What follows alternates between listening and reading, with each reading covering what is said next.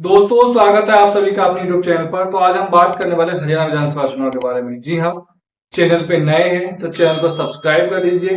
अगर आप Facebook page पे देख रहे हैं तो फेसबुक पेज को जरूर फॉलो कीजिए। तो आज हम बात करने वाले हैं डबवाली विधानसभा क्षेत्र के बारे में। जी हाँ, यहाँ पर वैसे तो बात करें तो चाचा भतीजा और भाई सभी जो है आपस में उलझे हुए हैं। चौधरी लाल परिवार का यह त्रिकोणीय मुकाबला हो चुका है यहाँ पर। और आपको बता दूं कि डबवाली विधानसभा क्षेत्र पर वर्तमान में कांग्रेस का कब्जा है और यहाँ पर जो उसके विधायक है वो अमित सिहाग है, जो कांग्रेस ने 2024 में पुनः उसे टिकट दिया है और मैदान में वो है।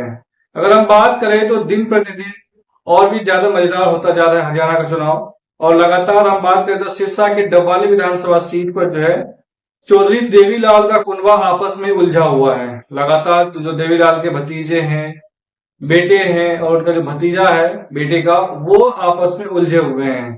तो अगर हम बात करें दरअसल इस सीट पर ओपी चौटाला और उनके भाई जगदीश चौटाला के बेटे आदित्य चौटाला और चचेरे भाई विधायक अमित सिहाग एक दूसरे के खिलाफ मैदान में नजर आ रहे हैं। जबकि अगर हम इस सीट की बात करें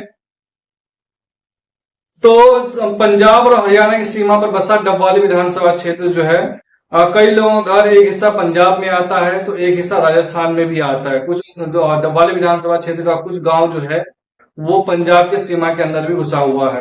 अगर हम बात करें तो इसी वजह से विधानसभा क्षेत्र जो है पंजाबी और बागरी भाषा का मिश्रण लिया हुआ है। यानी अगर विधानसभा क्षेत्र में पंजाबी और बागरी दोनों भाषाएं बोली जाती है, साथ ही साथ प्रत्याशियों को बागरी बेल्ट गांव में बागरी और पंजाबी बेल्ट गांव में पंजाबी भाषा बोलना पड़ता है। इस वजह से यहाँ पर अगर कैंडिडेट बनना है तो आपको दोनों भाषाओं का ज्ञान होना बहुत ज्यादा जरूरी है।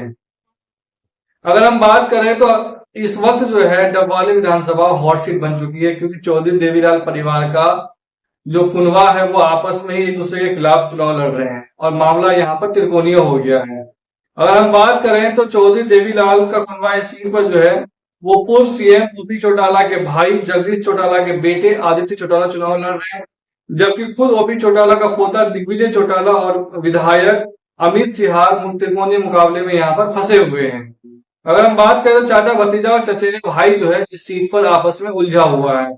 अगर हम इस सीट का इतिहास की बात करें तो 2009 में यह सीट परिसमन के बाद अस्तित्व में आया था। इस सीट पर चौटाला परिवार के दिग्विजय चौटाला 2009 में विधानसभा चुनाव जो है वो जीते थे, लेकिन उनके जेबीसी घोटाले में जेल जाने के बाद 2014 के विधानसभा चुनाव में उनकी पत्नी नैना चौटाला ने पति के विरासत आगे बढ़ाया था। यानी उसके नैना चौटाला और जो दुष्यंत चौटाला है उनकी मां यहां से चुनाव जीती थी 2014 में। उसके बाद दोनों ही चुनाव में तब इन्होंने का मुकाबला कांग्रेस के डॉक्टर केवी सिंह के साथ हुआ था। उस वक्त जो है दोनों ही चुनाव में, चाहे 2009 की हो चाहे 2014 की हो, दोनों बार कांग्रेस तरफ से प्रत्याशी थे कांग्रेस की तरफ से वो डॉक्टर केवी सिंह थे।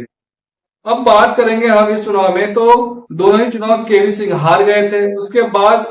इसके बाद इनेलो के बाद जजपा अलग हो गई थी। इनेलो से जजपा जो है वो अलग हो गई, यानी परिवार में आपसी लड़ाई और तकरार होने की वजह से इनेलो से जेजेपी अलग हो गई। और जेजेपी बनाया किसने?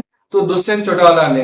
दुष्यंत चौटाला जो है फिलहाल अभी 5 साल पहले उप मुख्यमंत्री थे कांग्रेस पार्टी की तरफ से, और वो दुष्यंत चौटाला उचाना क्लास से विधायक थे जो 2024 में फिर से उचाना क्लास ही लड़ रहे हैं, लेकिन इस बार उसका चौधरी वीरेंद्र सिंह के साथ टक्कर है। तो मुझे लग रहा है कि वहां पर मुकाबला उसका फंसा हुआ नजर आ रहा है। तो इस सीट पे अगर बात करें तो अभय चौटाला के परिवार से कोई सदस्य ना तो जेजेपी और ना ही इनेलो के टिकट पर इस सीट से चुनाव में उतरा है इस बार। इसलिए भाजपा ने आदित्य चौटाला और कांग्रेस के टिकट पर लड़ रहे डॉक्टर केवी सिंह के बेटे अमित सिहाग के बीच मुकाबला हुआ है, और जिसमें अमित सिहाग जो है 2019 में चुनाव यहाँ से जीत गए थे और अच्छा खासा मार्जिन से जीते थे। 15,000 वोटों से जो है यहाँ पर वो अमित सिहाग यहाँ से चुनाव जीते थे। अगर हम बात करें तो आदित्य के इनेलो में आने से समीकरण का लगातार बदलाव हुआ है और इस विधानसभा सीट पर पिछले महीने उथल पुथल काफी देखने को मिल रही थी। राजनीतिक समीकरण भी बदल गए। भाजपा की पहली सूची में नाम न आने के बाद आदित्य चौटाला जो है वो इनेलो छोड़कर भाजपा छोड़कर इनेलो ज्वाइन कर लिया और उनके ताऊ ओपी चौटाला ने टिकट देकर के मैदान में उतार दिया है। अब बात करें दूसरी ओर जेजेपी से ओपी चौटाला का पोता दिग्विजय चौटाला इस मैदान में उतरा हुआ है। यानी जेजेपी के टिकट पर जो है यानी ओम प्रकाश चौटाला के बेटे पोते जो है दिग्विजय चौटाला यहाँ चुनाव लड़ रहे हैं। ऐसे में चौटाला परिवार के दोनों वारिस के आने के बाद इस सीट का समीकरण जो है वो लगातार बदल गया है और ऐसे में उनके भतीजे विधायक अमित सिहाग जो है त्रिकोणीय मुकाबला में फंस गया है। अब बात अगर हम करेंगे तो इसमें आम आदमी पार्टी और भाजपा के प्रत्याशी का खेल बिगाड़ पाएंगे ऐसा समीकरण, क्योंकि इस सीट पर जाट, सिख, पंजाबी, बिश्नोई और दलित वोटर है। 5 में से 3 प्रमुख प्रत्याशी जो है जाट और 2 प्रत्याशी सिख है, जबकि कांग्रेस के अमित सिहाग, आदित्य चौटाला और जेजेपी के दिग्विजय चौटाला जो है ये सब जाट समुदाय से आते हैं। आम आदमी पार्टी के कैंडिडेट है यहाँ से कुलदीप सिंह गदराना, भाजपा के बलदेव सिंह मांगे आना बिगाड़ेंगे, दोनों ही प्रत्याशी सिख जाति से, यानी बीजेपी और आम आदमी पार्टी की जो प्रत्याशी है वो सिख समुदाय से है। कांग्रेस पार्टी, जेजेपी और इनेलो, ये तीनों का प्रत्याशी जो है वो जाट प्रत्याशी है। तो ये समीकरण किसका बिगड़ेगा किसका बनेगा ये तो आने वाला वक्त बताएगा, लेकिन यहाँ पर मुकाबला जो है वो त्रिकोणीय है। लेकिन फिर भी यहाँ पर कांग्रेस के प्रत्याशी अमित सिहाग जो है वो आगे दिख रहा है अभी फिलहाल के दौर में।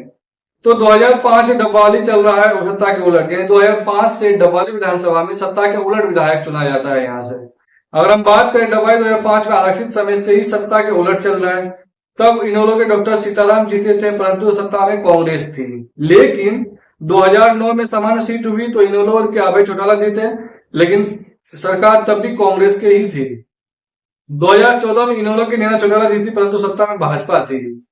तो इसके बाद अगर देखा जाए 2019 में कांग्रेस का अमित सिहाग जीते, परंतु सरकार जो है वो भाजपा की थी। तो ऐसे हिसाब से देखा जाए तो यहाँ पर जो है वो काफी ज्यादा गहमा गहमी चल रहा है।